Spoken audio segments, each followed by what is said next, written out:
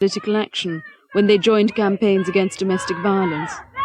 When we first started the domestic violence campaign, we had religious leaders, community leaders telling us that we mustn't show a divided community or that we're breaking up homes. Basically, their argument was you're breaking up homes, you're going against tradition, you're outsiders. Anti-racists, on the other hand, were telling us we must present a united front and we mustn't divide the community.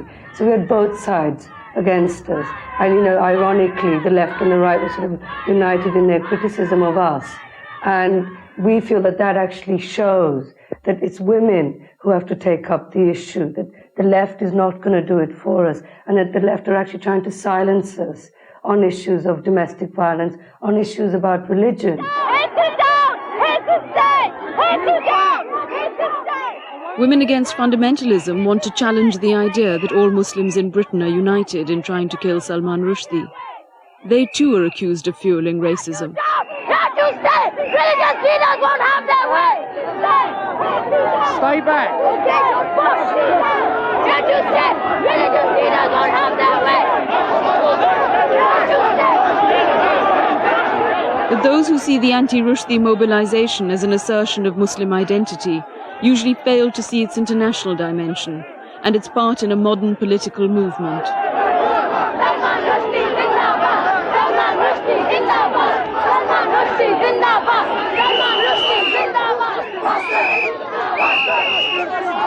Only now, after 10 years, just because of the Salman Rushdie affair, we see that in the West, a lot of people are actually realizing what Islamic fundamentalism is all about. It's about killing people who are against Islam. We cannot be silent on issues that really pertain to our life, of demands that seek to oppress us, and fundamentalist demands are very clearly those kinds of demands. And what would you say to many young Muslim women in this country who are now turning to Islam as a way of reasserting a positive identity for themselves? They only have to look at Iran's experience. At the beginning, when the revolution started, we saw thousands upon thousands of women wearing the veil just because they wanted to join the revolution. And they never thought that they couldn't get that thing off again. And I think before they act, they must really look upon the consequences that Islam as a religion has. Just look at what the verses say. Men are the managers of the affairs of women, for that God has preferred in bounty one of them over another, and for that they have expanded of their property. Righteous women are therefore obedient, guarding the secret of God's guarding, and those you fear may be rebellious, admonish them, banish them to their couches, and beat them. Islam has given more equal rights to women than any other religion in the world. A woman is different to a man. She has a different role to play. She's a mother, she's a sister, she's a wife, therefore she has a different role. But a woman is just as equal in Islam as any other religion gives her. In fact, Islam gives her more equality. Where is equality in Europeans? Other than Maggie Thatcher being a Prime Minister in the Parliament, how many women MPs have you got? Can you tell me? That's right, that's great. That's true. You got your answer there? Can I ask you why there isn't a visible presence of Muslim women on this demonstration? That is not the point. Whether the women are not here, present or not, that doesn't make any difference. But there are some women.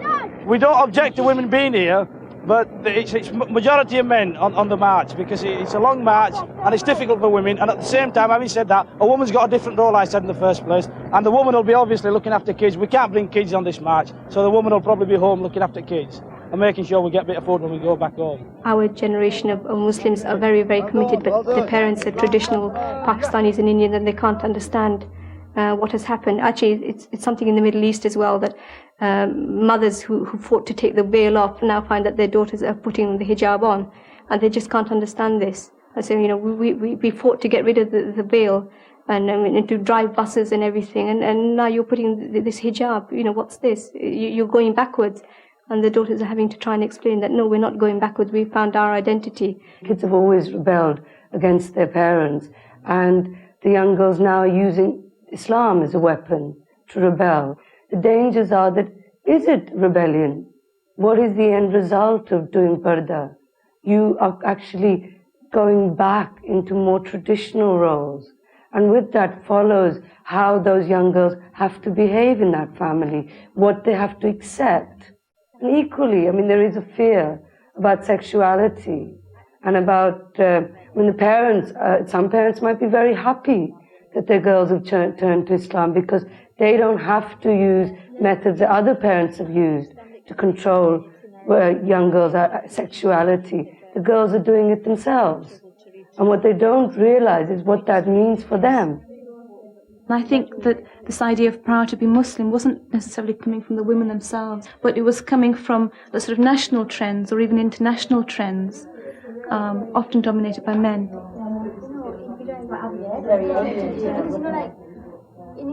I do see fundamentalism as a threat. I see any movement which attempts to dictate a certain ideology as a threat. And just because I object very strongly to racist practices doesn't mean that I go to the other extreme where I would support anything that an Asian community would do. I think that it's counterproductive, and I think that certainly recently anti-racist people, both black and white, have sort of fallen into the trap, and I feel I've done that, of sort of saying, I'm here to promote positive images of black people.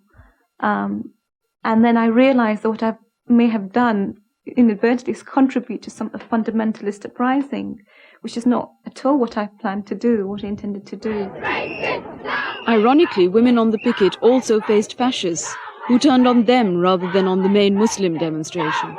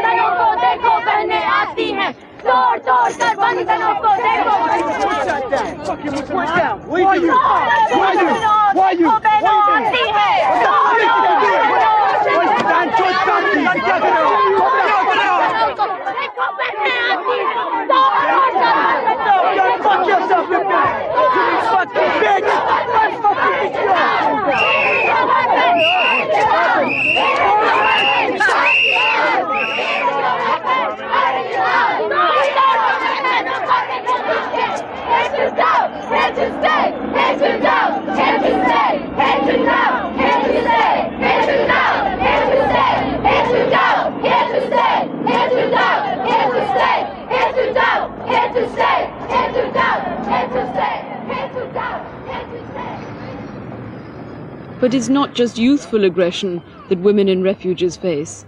Fundamentalist community leaders are trying to take over their institutions. Separate Muslim refuges are now being established.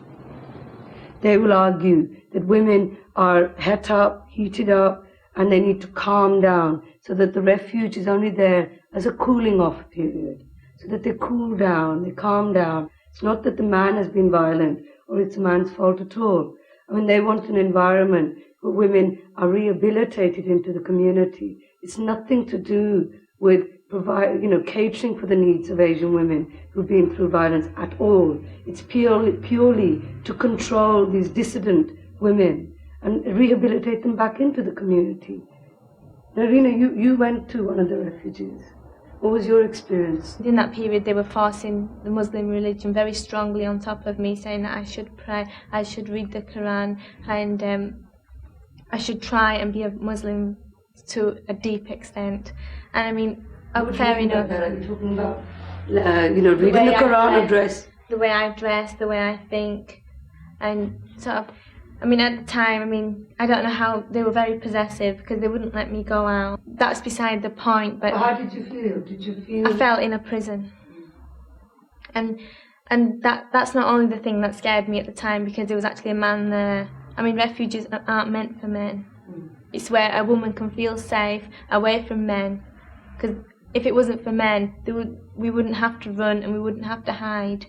and there was actually a man, and I did ask her, you know, I says, who's he? And she says, oh, he's a community man, he drives around, and he's so good. If he was so good, he actually came into my room and just tried to get fresh, you know, and he's used the excuse that he was turning the radiators on. My parents had molded me into an image that they wanted me to be, and suddenly I get released from it, and it's like a shock. And during that time, I found I got better and better, and because I could adventure through myself and hang out the cobwebs and dust things and clean myself out, because somebody gave me the chance, and that's all I wanted, just a chance. As an individual, I submit to no one but to God, and I don't feel that in any way takes away any freedoms. In fact, I feel that I have a perspective on life, and I know what my purpose in life is, and I don't feel that I'm conforming to God's law. अभी मैं समझती हूँ, चल हम अपने तरीके से जिएंगे, हमारे मर के खुदा को जवाब देना, बस हमें मंजूर है कि खुदा फिर हमारा फैसला खुदा करे, नहीं कि दुनिया के मौलवी करे. मेरा तो यही कहना है.